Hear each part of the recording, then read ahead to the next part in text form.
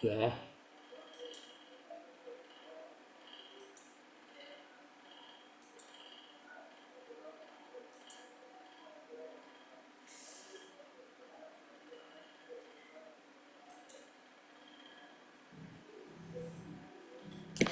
Maryam. Assalamualaikum warahmatullahi wabarakatuh. Waalaikumsalam warahmatullahi wabarakatuh.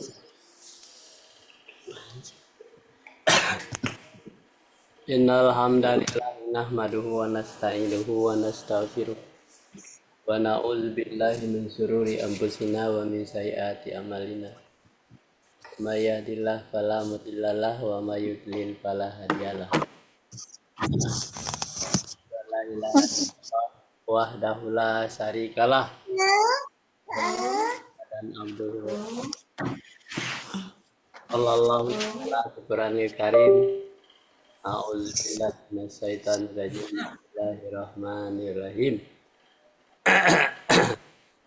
Wasari'u maghfirah maghfiratin min rabbikum wa jannatun arduha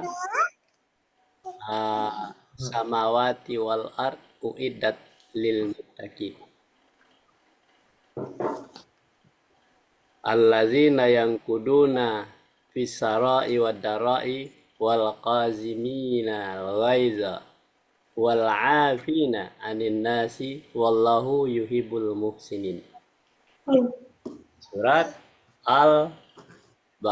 Surat Ali Imran ayat 133-134. Syukur alhamdulillah kita aturkan kehadirat Allah Subhanahu wa taala. Pagi hari ini kita diberikan nikmat iman, nikmat Islam, sehingga kita selalu menaati jadwal kita membuka kajian pagi keluarga, namanya Ira Islam Ridha Allah. Kalau Islam Ridha Allah itu adalah kita membuka kajian dengan Islam namanya Ridha Allah. Pada Nabi besar Muhammad SAW, kita tidak lupa mengucapkan salawat dan salam pada beliau karena perjuangan dan pengorbanannya diberikan ajaran yang sangat memberikan manfaat dan keuntungan bagi kita untuk dunia dan akhirat, ya. Ya. Jadi di surat Ali Imran ayat 133-134. Nah, coba dibaca terjemahannya tuh. Aku. Ya. Dan bersegeralah kamu kepada ampunan. Kayak full screen dong. Slide-nya. Oh iya. Slide-nya udah jelas. Kelihatan enggak? Full screen. Sudah. Nah. Dan bersegeralah kamu. Gimana sih?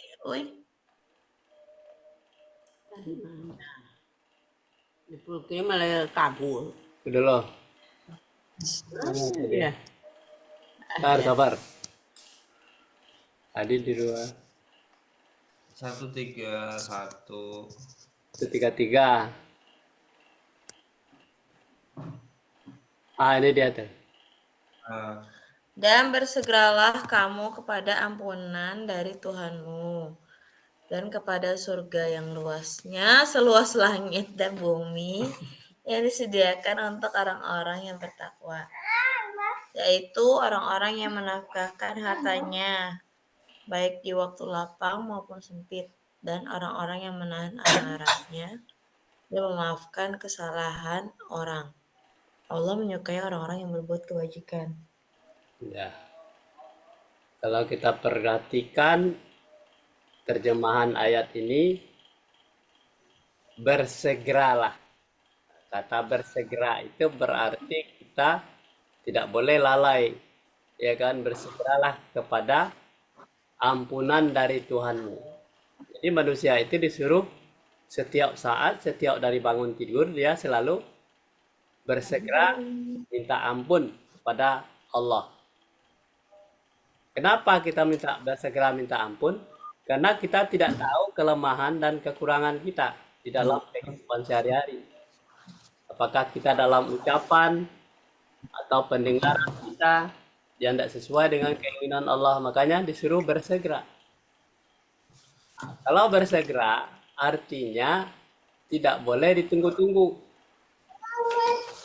Ya, bersegera itu harus diikuti dengan sebaik-baiknya, semaksimal mungkin. Jadi bersegeralah kepada ampunan dari Tuhanmu. Kenapa orang harus bersegera? Kalau kita mau berangkat misalnya ke Klaten, keretanya berangkat jam 5 pagi. Kita tidak mungkin berangkat dari rumah jam 5, tetapi kita sudah berangkat jam 3 udah bangun. Ya, setengah 4 udah berangkat. Nah, perjalanan sampai sana 1 jam. Pas di sana kita sholat subuh, kemudian kita naik ke kereta, langsung kereta berangkat.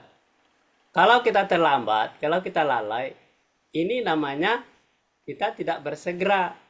Nah, jadi kalau Allah itu memberikan ampunan kepada hambanya, harus bersegera minta ampun. Kalau kita salah, kalau kita lupa, kalau kita lalai, kalau kita tidak peduli terhadap, maka dosa demi dosa kita itu akan numpuk nanti.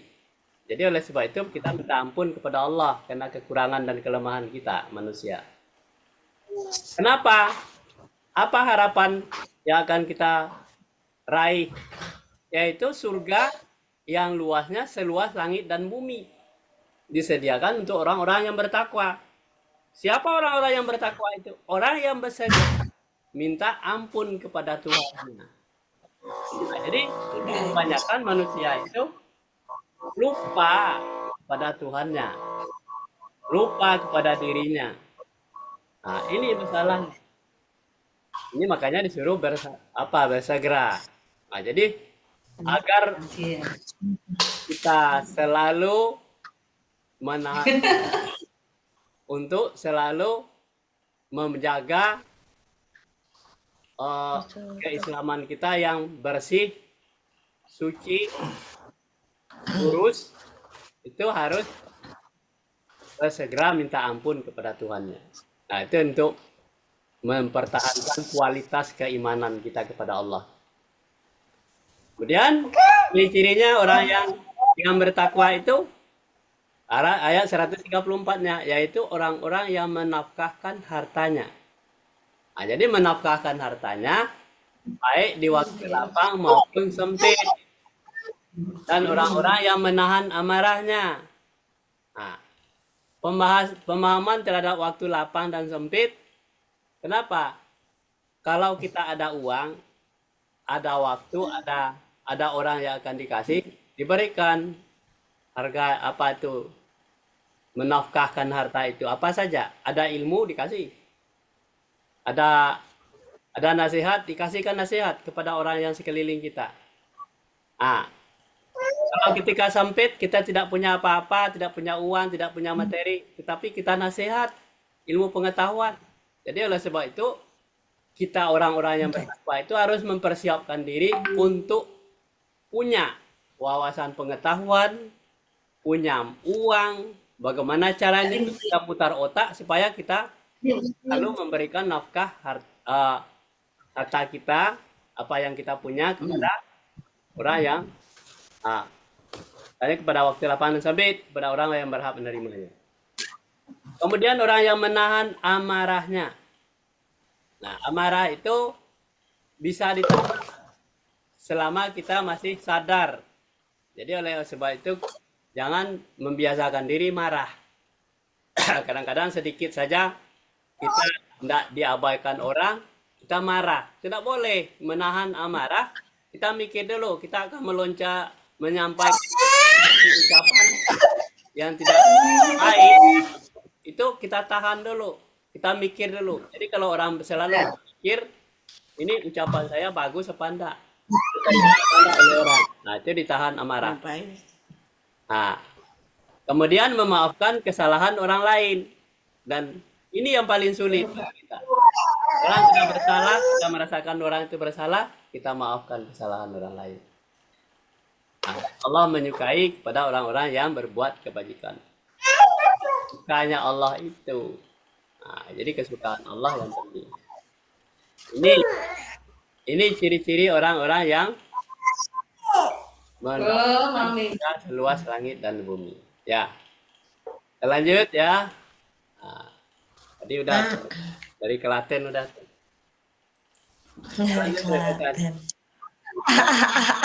Sekarang dari Perigi, silakan baca tuh. Siapa anak? Jangan tidur, masih pada tidur. Oh, ya udah baca. Sembahlah Allah dan janganlah kamu mempersekutukannya dengan sesuatu pun. Dan berbuat baiklah kepada dua orang ibu bapak, karib kerabat, anak-anak yatim, orang-orang miskin, tetangga yang dekat dan tetangga yang jauh, dan teman sejawat, ibnu sabil dan hamba sahayamu. Sesungguhnya Allah tidak menyukai orang-orang yang sombong dan membangga-banggakan diri. Ya. Surah 4 ayat 36. A'udzubillahi minasyaitonirrajim. Bismillahirrahmanirrahim. Wa'budullaha wa la tusriku bihi syai'an. Wa bil walidaini ihsana. Wa bizil kurba wal yatama wal masakina wal jari zil kurba wal jaril janab junubi wasahibi bil janabi bil junubi wa bni sabil wa ma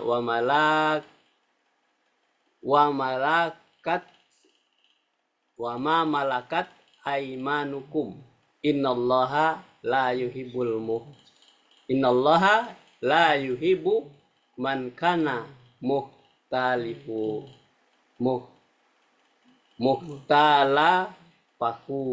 fakhura. Kata Allah, ya, sembahlah Allah. Nah, jadi Allah memerintahkan untuk menyembah. Sembahlah Allah. Jangan kamu mempersekutukannya dengan sesuatu pun. Jadi kalau kita menyembah Allah, jangan menyembah yang lain. Jadi kalau menyembah yang lain selain daripada Allah, berarti mempersekutukan. Dan berbuat baiklah. Nah, perintah yang berikutnya, tidak boleh mempersekutukan. Kemudian perintah berikutnya, berbuat baiklah kepada kedua orang ibu bapak. Ibu bapak kita. Kenapa ibu bapak kita? Sesudah Allah yang disembah, berbuat baik pada ibu bapak. Kenapa ibu bapak kita sudah memelihara kita mulai dari kandungan sampai lahir, sampai dewasa, sampai dibimbing oleh ibu bapak. Makanya berbuat baik itu kepada ibu bapak. Kemudian baru karib kerabat. Karib kerabat itu siapa? Karib kerabat adalah tetangga, orang-orang yang dekat dengan kita. Yang satu aliran persaudaraan, sanak saudara, itu karib kerabat, ya kan? Nah, orang yang karib kerabat itu adalah dia tahu persis kita dan kita tahu persis dia. Dia siapa, kita siapa, dia tahu. Kemudian baru anak-anak yatim. Nah, anak-anak yatim itu adalah orang-orang yang ditinggalkan oleh orang tuanya. Apakah orang tuanya meninggal apa tidak? Itu termasuk anak yatim. Jadi anak yatim itu tidak harus orang tuanya meninggal. Tapi anak-anak yang terlantar, yang tidak dipelihara oleh orang tuanya termasuk anak yatim. Kemudian orang-orang miskin. Nah, orang-orang miskin ini adalah orang-orang yang tidak berdaya apa-apa. Memang dia tidak bisa mencari hidup. Nah, termasuklah anak-anak kita yang kalau tidak diberikan makanan asupan yang baik, dia akan miskin. Ini termasuk orang-orang miskin. Jadi kita memelihara, menjaga anak kita, itu termasuk anak-anak yang tidak berdaya, termasuk pikir miskin. Kemudian tetangga dekat. Nah, jelas tetangga dekat. Tetangga jauh. Nah, tetangga dekat adalah orang-orang yang di sekeliling kita, di luar keluarga kita. Kemudian tetangga jauh, orang yang dekat tadi, dia sudah pindah rumah. Nah, itu berarti tetangga jauh. Kemudian teman sejawat. Waktu kita masih sekolah dulu, kita masih ingat teman kita. Nah, maka itu teman sejawat. Kemudian Ibnu Sabil. Nah, ya kan? Ibnu Sabil adalah orang yang dalam perjalanan. Dan hamba sahaya. Hamba saya adalah budak, pembantu rumah tangga, orang yang tidak berdaya, itu namanya hamba saya. Berbuat baik pada dia. Tidak boleh dimarah-marahin, tidak boleh diapakan, disiksa dia. Sebab itu adalah orang-orang yang harus kita pelihara. Sesungguhnya Allah tidak menyukai orang-orang yang sombong dan membangga-banggakan diri. Siapa orang-orang yang sombong tadi? Ya, orang-orang yang mengabaikan yang tadi. Orang yang tidak kenal dengan Tuhannya, tidak kenal dengan ibu bapaknya, tidak kenal dengan kerabatnya, tidak kenal dengan anak yatim, tidak kenal dengan orang miskin, tidak kenal dengan tetangga dekat, tetangga jauh, tidak kenal dengan teman sejawat, Ibnu Sabil tidak tahu, dan hamba saya dia tidak ngerti. Nah, ini termasuk Allah tidak suka itu kepada orang-orang yang seperti itulah yang disebut dengan orang-orang yang sombong dan membangga-banggakan diri. Dan dia maunya sendiri aja hidup. Ini kita lanjut ya. Nah, nenek baca nih. Yaitu orang-orang yang kikir dan menyombongkan Aja ya. Menyuruh orang lain. menyuruh orang lain berbuat kikir dan membunyikan karunia Allah yang telah diberikannya kepada mereka, dan kami telah menyediakan untuk orang-orang kafir siksa yang menghinakan. Jadi kata surat 4 ayat 37. Alladzina yabkhuluna bi umuran nasa bil bakhil wa baktumu ma atahumullahu min fadli wa atadna lil kafirina adaban muhina. Nah, siapa itu orang-orang yang sombong tadi? Adalah orang-orang yang kikir. Kikir itu artinya tidak suka berbuat baik, itu namanya kikir, ya. Tidak suka. Orang-orang sombong itu adalah orang-orang yang kikir. Nah, jadi kikir itu adalah pelit, kikir itu sama. Pola pikirnya itu dia tidak mau menolong orang, tidak mau berbuat baik, itu namanya kikir.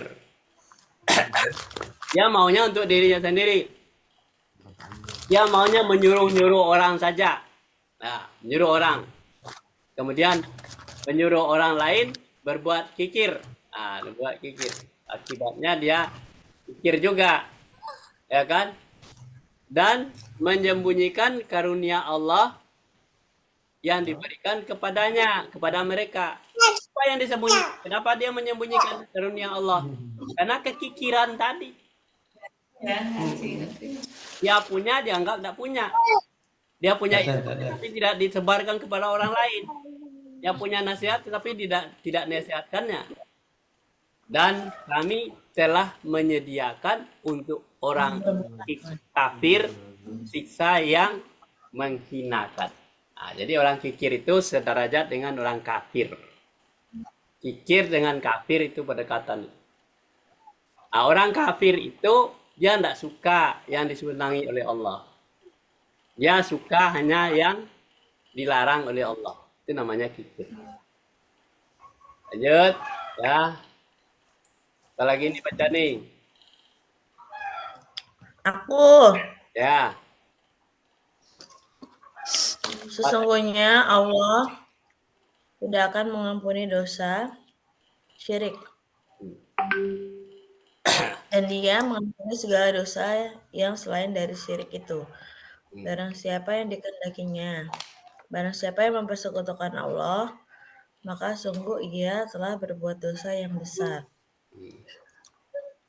Nah, ya di surah 4 ayat 48 jelas di sini.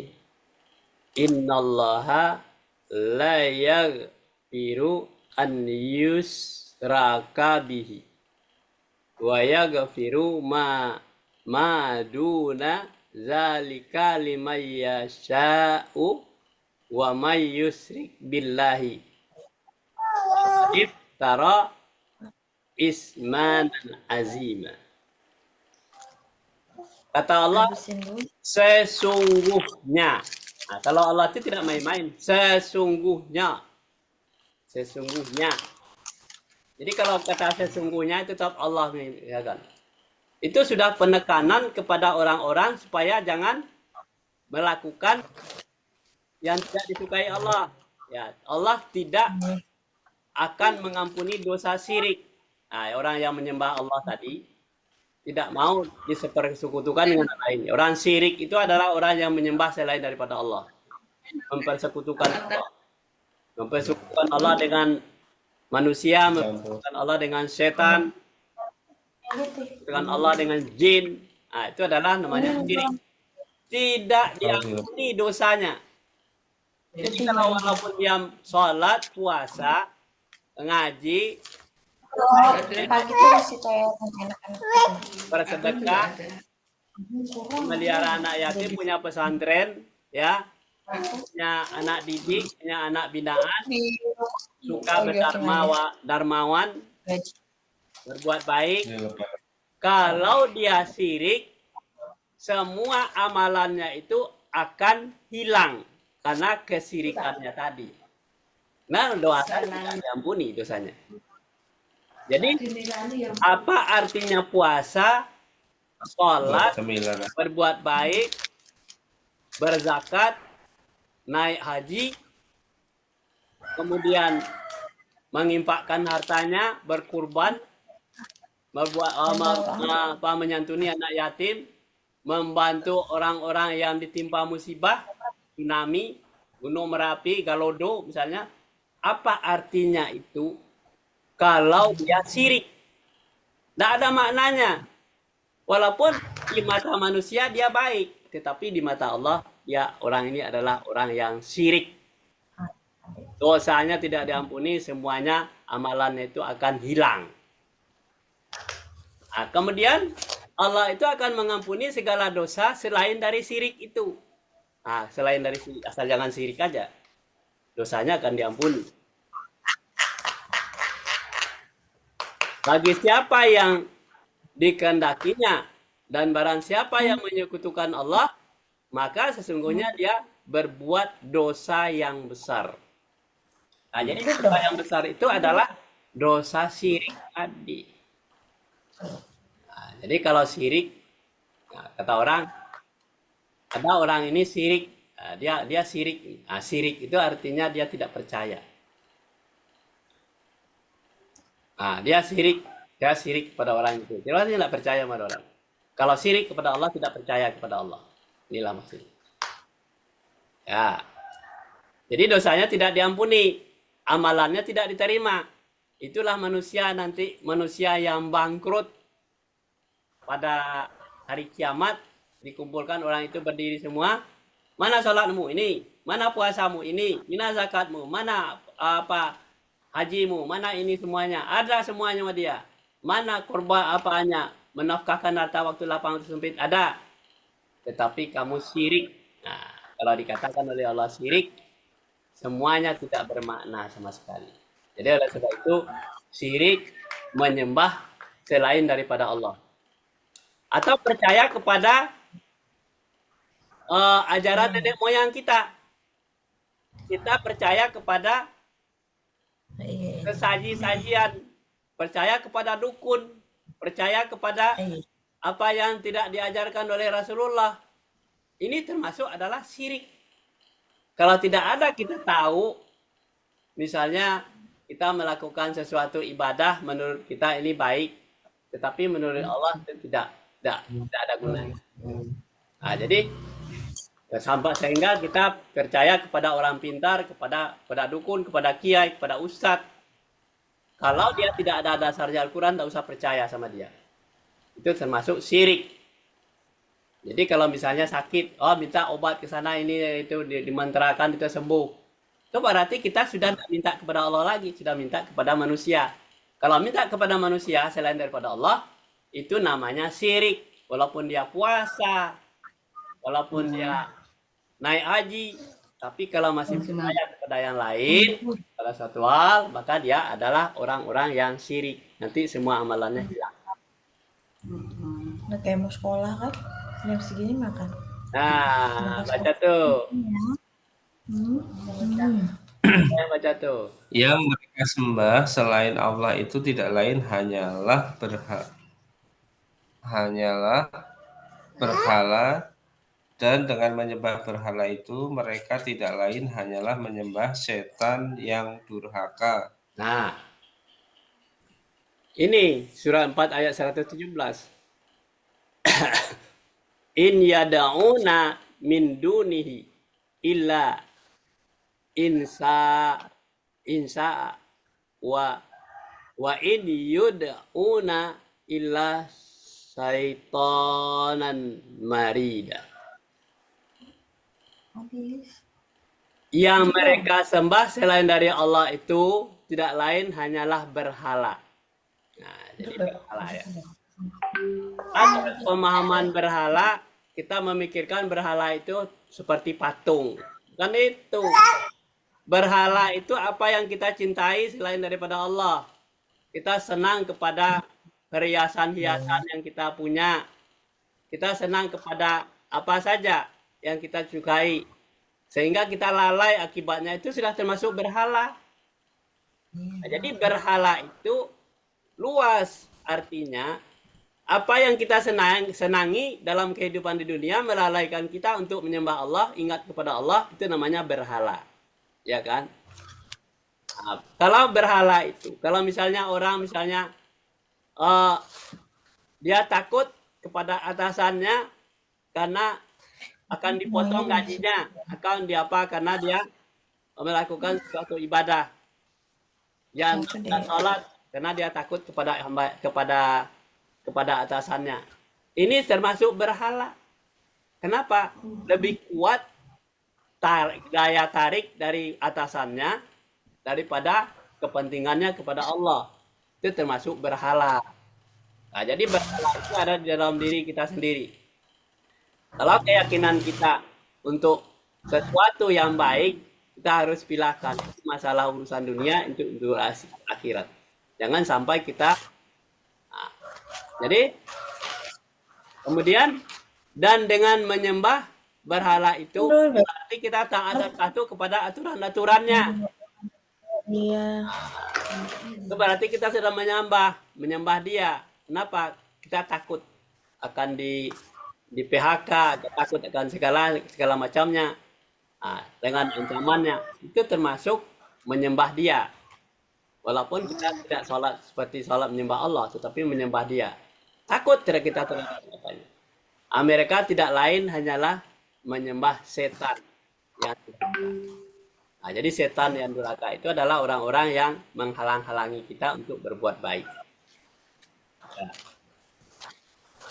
Sampai di sini dulu kajian kita pagi hari ini. Mudah-mudahan ada manfaatnya bagi kita. Wabillahi taufiq wal hidayah. Assalamualaikum warahmatullahi wabarakatuh. Waalaikumsalam warahmatullahi wabarakatuh. Halo.